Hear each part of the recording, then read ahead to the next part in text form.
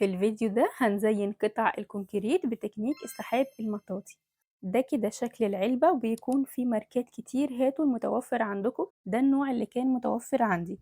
اللون اللي معايا ده لون موف فاتح، وبيكون متوفر ألوان تانية زي الذهبي والفضي والأزرق والأخضر. أول حاجة هنعملها لما نفتح العلبة لازم نقلبه كويس قبل ما نبدأ نشتغل بيه.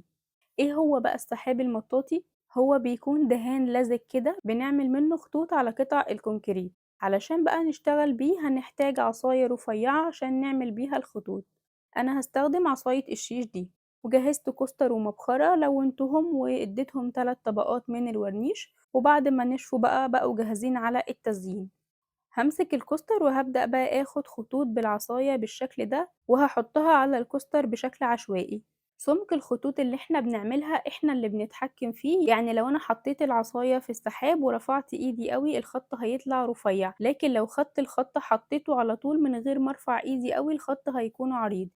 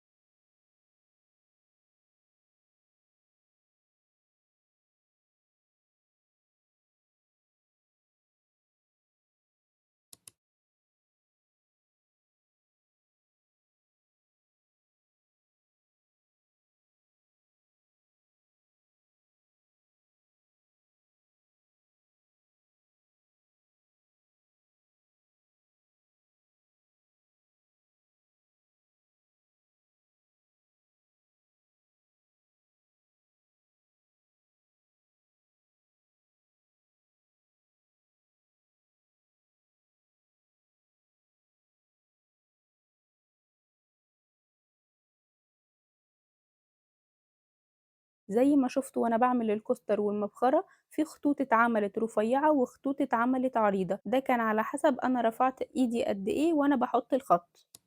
بعد ما عملت القطع هاسيبهم بقى ينشفوا، وده كده شكلهم بعد ما نشفوا. الخطوط لونها موف فاتح بس فيه لمعة كده شوية. هحط بقى المبخرة على الكوستر وكده الطقم بقى جاهز.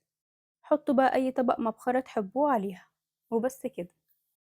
لو وصلتوا لحد هنا من الفيديو أتمنى تعملوا لايك وشير علشان الفيديو يوصل لناس تانية كتير.